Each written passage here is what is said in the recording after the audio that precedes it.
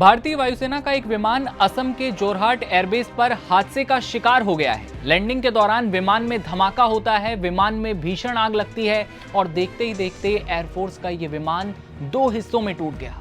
हादसे की तस्वीरों में विमान से उठती आग की लपटें, धुएं का गुबार दूर से साफ दिखाई पड़ रहा है। ये AN-32 ट्रांसपोर्ट विमान है। 6.7 टन तक का भारी भार ले जा सकता है। इसमें 40 से ज्यादा सैनिकों को एक साथ ले जाने की क्षमता भी है। विमान की खासियत आगे आपको बताएंगे। उससे पहले अब सबसे बड़ा सवाल यह है कि इंडियन एयरफोर्स का ये भरोसेमंद विमान दुर्घटनाग्रस्त कैसे हुआ, कैसे धमाका हुआ? क्या लैंडिंग के दौरान कोई तकनीकी खराबी आई थी या फिर इसके पीछे कोई और वजह है? और पायलट और क्रू मेंबर सुरक्षित हैं या फिर किसी तरह की जनहानि भी इस हादसे में हुई है? सबसे पहली जानकारी जो अब निकलकर सामने आ रही है वो ये है कि विमान एयरबेस पर लैंडिंग कर ही रहा होता है, तभी ये हादसा होता है। अचानक आग लग जाती है, धुएं का गुबार दूर से दिखाई पड़ता है। बता दें कि वायुसेना ने अभी जांच के आदेश दे दिए हैं। दुर्घटना के कारणों का फिलहाल पता लगाया जा रहा है।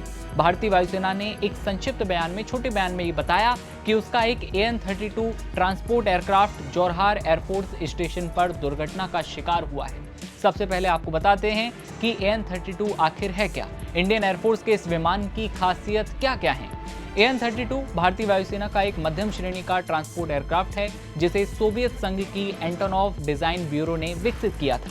ये विमान खासतौर पर मुश्किल मौसम, ऊंचाई वाले इलाकों और छोटे रनवे पर ऑपरेशन के लिए बनाया गया है। और यही वजह है कि लद्दाख, अरुणाचल प्रदेश, सियाचिन और पूर्वोत्तर के दुर्गम इलाकों में भारतीय वायुसेना सालों से इसका इस्तेमाल करती हुई आ रही है। AN-32 करीब 6.7 टन तक का सैन्य सामान, हथियार हो, रसद हो, राहत की सामग्री हो, ये उससे ले जा सकता है। इसके अलावा इस AN-32 ट्रांसपोर्ट विमान में 40 से ज्यादा सैनिकों को एक साथ ले जाने की क्षमता है। यही नहीं, आपदा राहत अभियान, मानवीय सहायता मिशन और सैन्य ऑपरेशन में भी ये विमान भारतीय वायुसेना की एक बड़ी ताकत माना जाता रहा है। हालांकि अब ये विमान जो हादसाग्रस्त हुआ है, इसके वीडियो जो है लगातार सामने आ रहे हैं। वायुसेना की ओर से पायलट और दूसरे क्रू सदस्यों की स्थिति को लेकर अभी विस्तृत जानकारी का जो है अभाव है।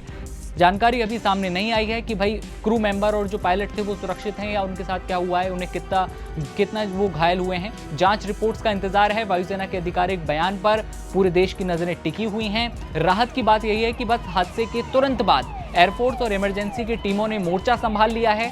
अब सबकी नजर इस बात पर टिकी है कि जांच में आखिर क्या निकलकर सामने आता है। क्या ये तकनीकी खराबी का मामला था? क्या लैंडिंग के दौरान कोई अप्रत्याशित स्थिति बनी या फिर इसके पीछे कोई और कारण था, जिसका इंतजार है। जैसे ही खबर पर अपडेट आएगा आप तक पहुंचाते रहेंगे। आप देखते रहिए नवभारत टाइम्स। नमस्ते।